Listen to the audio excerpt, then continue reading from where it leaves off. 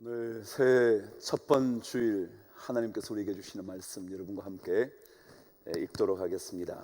이사야 38장 1절에서 6절까지 저와 교독을 하시도록 하죠. 제가 38장 1절을 시작하겠습니다.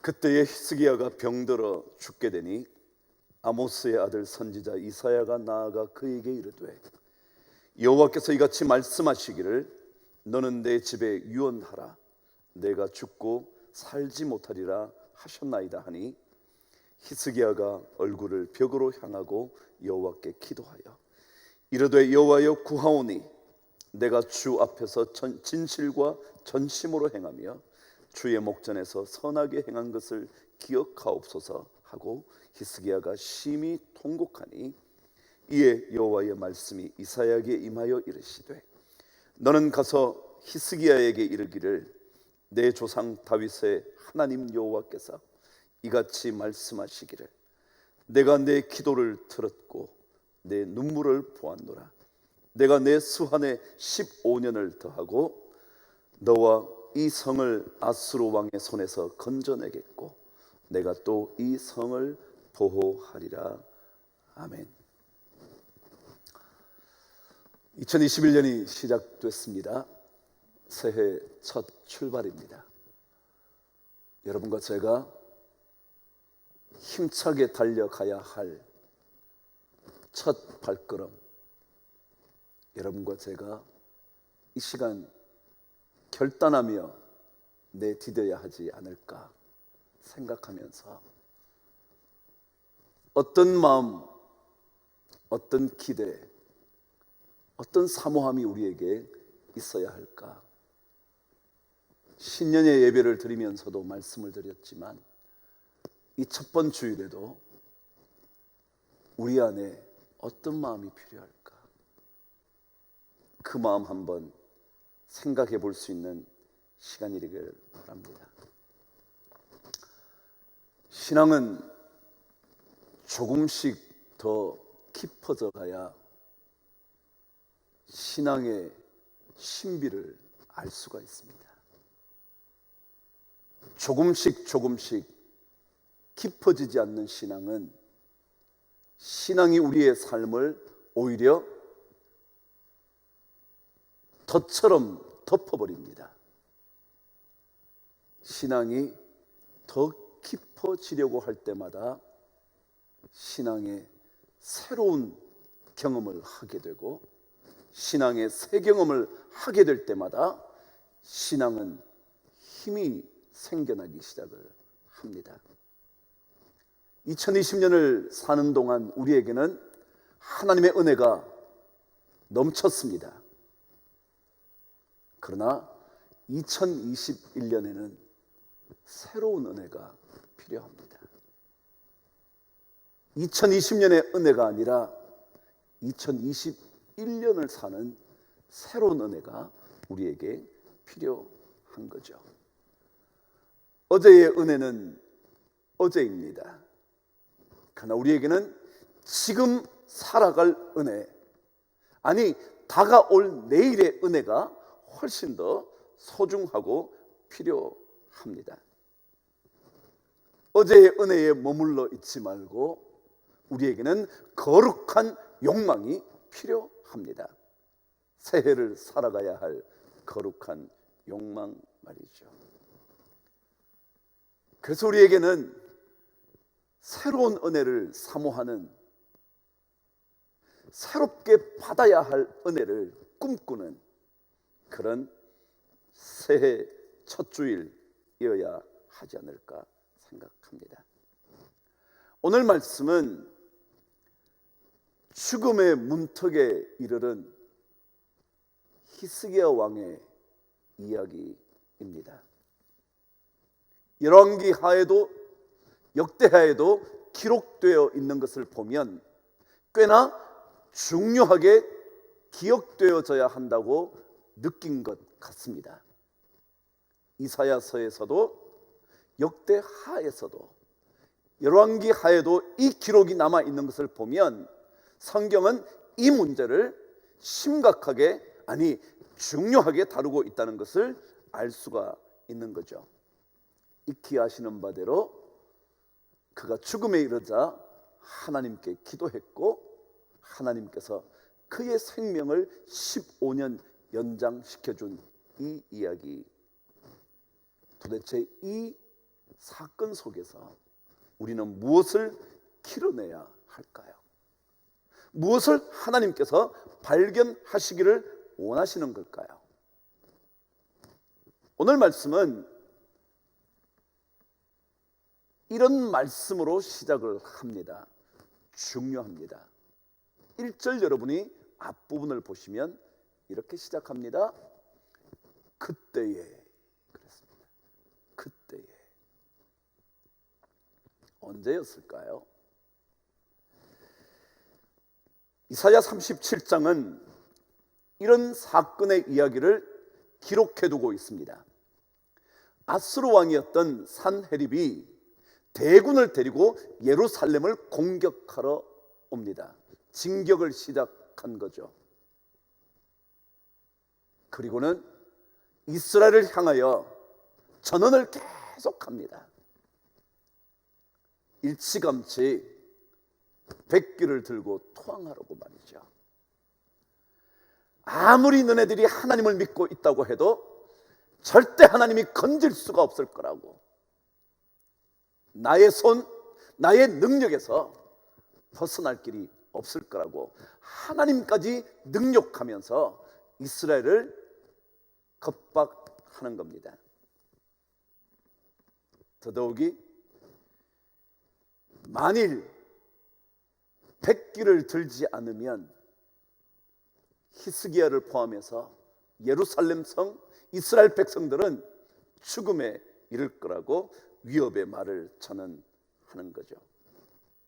그런데 놀랍게도 그때 아모스의 아들 이사야를 통하여 하나님께서 메시지를 전하는 겁니다. 이렇게요. 산헤립 그가 결코 예루살렘 성에 이르지 못할 것이며 성 가까이에도 오지 못할 것이며 오히려 오던 길로 되돌아가게 될 거라고 말합니다. 그러시면서 하나님께서 이 예루살렘 성을 보호하고 구원하실 것이라고 이사야를 통하여 히스기야에게 전달하는 겁니다. 이 말을 듣고 난 얼마 지났을까요? 하나님의 사자가 아수르 그 군사 속으로 들어가셔 18만 5천 명을 멸절시킵니다. 진격해 오던 아수르 군사들이 여호와의 사자, 도대체 어떤 일이 벌어졌을지는 모르지만 여호와의 사자로 인하여 18만 5천 명이 죽임을 당하면서 산헤립 왕은 공격하던 그 길을 되돌려 고국 땅으로 가버리고 맙니다. 그것만이 아닙니다. 그 땅에 이르자 반역이 일어나고 산헤립 왕은 마침내 죽임을 당합니다. 이것이 바로 37장 끝까지의 이야기입니다. 그렇다면 오늘 38장 1절에 등장한 그때라는 말은 바로 아수르 대군이 여호와의 사자로 말미암아 죽임을 당하고 아수르 왕 산헤립까지 죽임을 당한 그때에 라는 말씀입니다. 한번 생각해 보시죠. 얼마나 놀라운 이야기였습니까? 얼마나 엄청난 구원의 역사였습니까? 모든 이스라엘 백성들이 하나님의 구원을 바치게 외치고 있었을 겁니다. 하나님의 구원을 생생하게 전해 들은 바로 그때 오늘 이야기가 펼쳐지는 겁니다. 여러분 한번 보세요. 이 정도면 하나님의 은혜가 충분하지 않나요? 이 정도면 하나님의 은혜가 족하고도 족하다 말할 수 있지 않을까요? 18만 5천 명의 대군이 무너진 것 정도가 아니라 끊임없이 이스라엘을 능욕하고 괴롭혔던 사내립 왕까지 죽임을 당했다면 더 바랄 것이 뭐가 있었겠습니까? 그런데 그 놀라운 결정적인 감격의 순간에 어쩌면 더 이상의 은혜가 필요하지 않은 그 놀라운 순간에 히스기야 왕에게 죽음의 그늘이 찾아온 겁니다. 말씀 그대로 옮기자면 병들어 죽게 되니 라는 겁니다. 여러분, 어떤 마음이었을까요? 히스기야에게 어떤 마음이었냐? 어떤 마음이 그의 마음을 완전히 사로잡았을까요? 아니, 이렇게 놀랍게 하나님이 역사하신 그분께서 왜 갑자기 죽음에 이르는 병을 자신에게 주셨을까? 생각되지 않았을까요? 사내립 왕까지 완전히 정돈해 주신 그 하나님께서 어떻게 이렇게 야속하게 죽음의 병에 이르게 하신 걸까요? 그래, 여러분, 우리는요, 어느 누구도 우리의 한치 앞을 내다볼 수 없습니다. 도취할 만한 그 놀라울 정도의 승리의 기쁨을 맛보고 있다고 해도 바로 그 다음을 어느 누구도 알 수가 없습니다. 죽음의 병이 기다리고 있을지, 우리의 가족에 찢어지는 아픔이 찾아오게 될지, 내 삶이 송두리째 무너져가는 고통을 경험하게 될지 아무도 알지를 못합니다. 그렇기 때문에 우리는 지금까지의 은혜보다 지금 그리고 다가올 삶의 은혜가 더 필요합니다. 오늘은 오늘의 은혜가 필요합니다. 오늘은 어제의 은혜가 아니라 오늘 내 삶을 붙들어 주실 수 있는 하나님의 은혜가 필요합니다. 오늘을 이겨낼 수 있는, 오늘을 견뎌낼 수 있는, 오늘을 지나갈 수 있는 오늘의 은혜가 여러분과 저에게 필요합니다. 지금 히스기야에게 새로운 은혜가 필요합니다. 아무리 적군이 쓰러져도 지금 그에게 새로운 더 깊은 은혜가 필요한 겁니다. 우리에게도 마찬가지입니다. 2022년 하나님께서 우리 교회에 주신 은혜가 참 큽니다.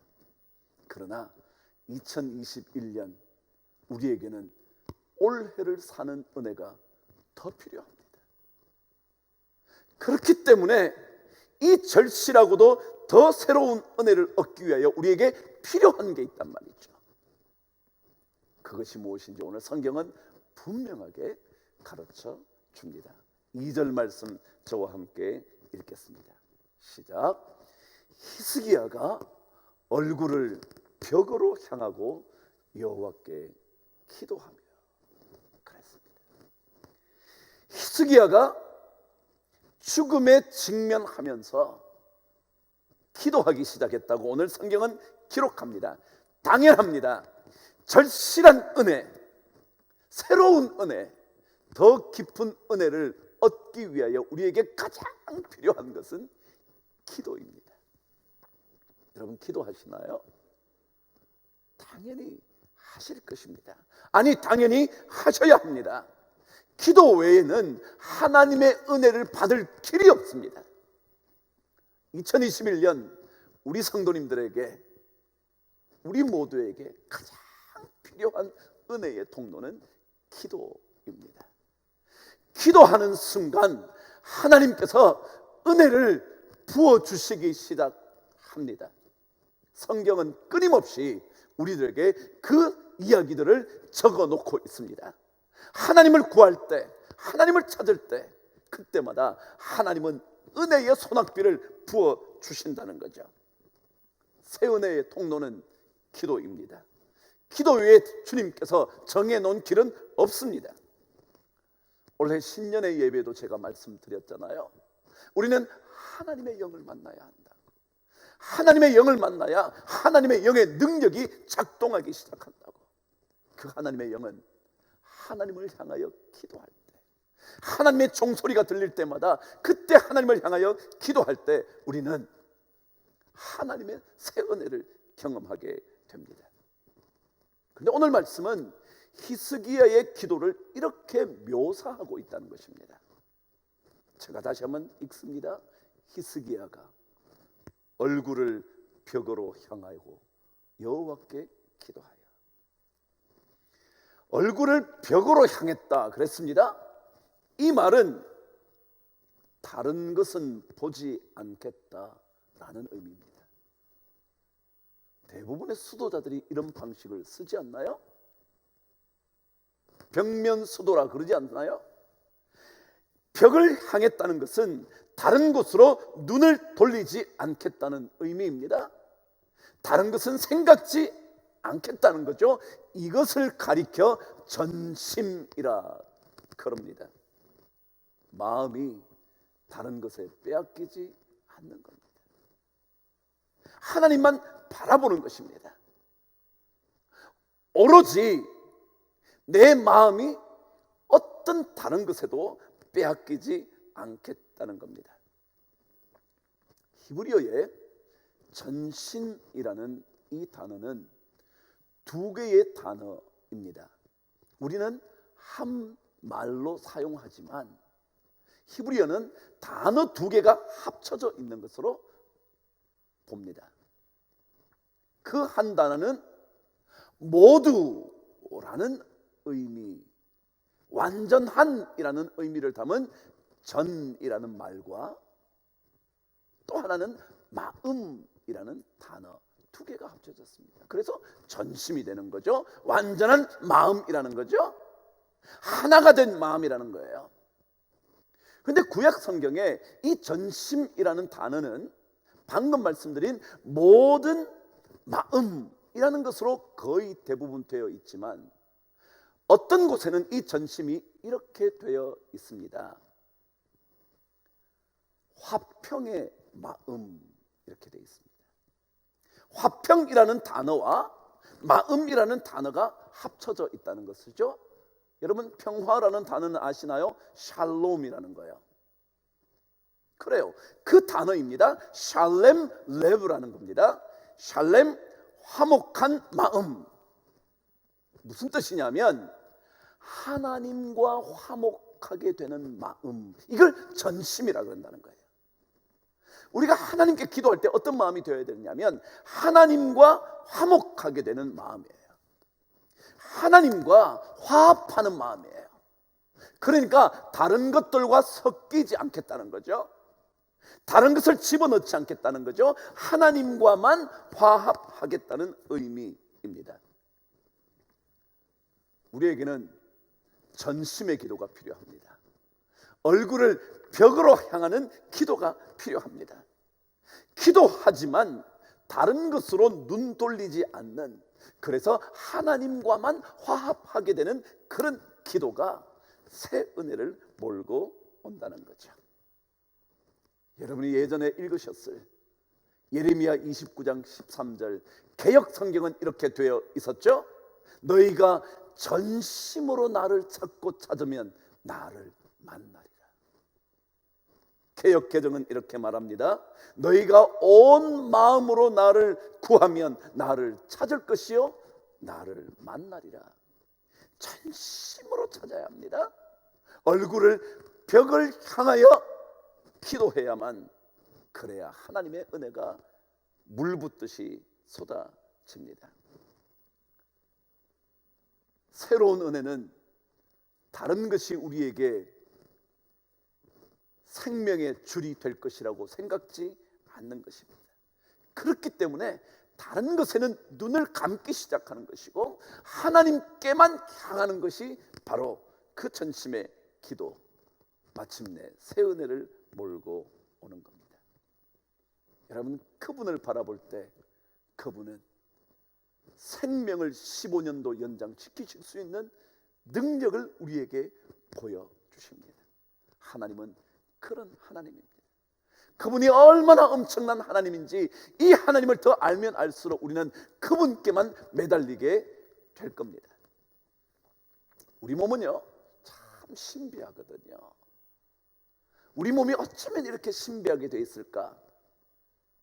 과학자들의 연구의 결과를 읽으면 읽을수록 저는 신비함이 느껴집니다. 과학 기술의 놀라운 발견이 느껴지는 것이 아니라 하나님의 신비로움이 느껴집니다. 지난번에 한번 글을 보니까 이런 얘기가 적혀져 있더군요. 우리 피부 말이죠. 피부. 이 피부는 느끼는 게 있단 말이죠. 뭔가 이렇게 되면 피부에 뭐가 닿았다 그런 거 알잖아요. 그렇죠? 그 느낌이 피부 부분마다 다 다르다는 거예요. 예를 들자면 이 팔뚝이나 이 손등 같은 경우는 느끼는 정도가 다르다는 거예요. 그러니까 이 살등 같은 데는 어느 정도로 해야 되느냐면 제가 기억하자면 33mg 정도가 닿으면 느껴진대요. 손등 같은 경우는 22mg이 다가오면 느껴진대요. 손끝은요 3mg, 팔등 같은 33이요. 요거야 적어도 10분의 1 정도만 닿아도 손끝을 느낄 수 있단 말이에요. 근데 이 각막 같은 경우는 0.2mg만 돼도 느낀다는 거예요. 그래서 이 눈으로 뭔가 오면 굉장히 빠르게 작동을 한다는 거예요, 우리 몸이. 근데 예를 들어 팔뚝에 만일 100mg을 올렸다 그래요. 그러면 느낄까요, 못 느낄까요? 느끼죠. 왜요? 33mg만 와도 느끼는데 100mg을 느끼면 꽤 강하게 느껴지는 거예요. 왜 이러지? 느낀다는 거예요. 그런데 4초만 지나면 그 느낌이 없어진다는 거예요. 왜 없어지느냐면 이것이 특별히 위험을 주지 않는다고 느껴지면 100mg이 눌러도 안 느낀다는 거예요. 왜 그럴까요, 여러분? 한번 보세요. 만일 100mg이 누르는 것이 계속 느껴지면 우리는 여기에 신경이 쓰여서 아무것도 못한대. 그런데 100mg이 눌려졌었어도 이것이 위험하지 않을 것 같다고 결정이 되면 더 이상 여기를 느낄 필요가 없다는 거예요. 이게 신비한 거라는 거예요. 왜냐하면 만일 느끼기 시작한다면 무엇이 닿을 때마다 모든 몸이 느끼면 우리 인간이 아무 것에도 집중을 못한다는 거예요. 참 신비하죠? 그러니까 하나님은 이것이 닿을 때마다 이것이 정말 나에게 영향을 미치는지 안 미치는 것까지 확인해서 안 미친다면 금방 못 느끼게 만드는 겁니다. 그래서 다른 일을 할 수 있도록 만드시는 거죠. 여러분, 옷이 이런 거예요. 이게 무게가 많잖아요. 근데 우리는 입고 있어도 이 살갗에 닿아도 아무렇지도 안 느끼는 거예요.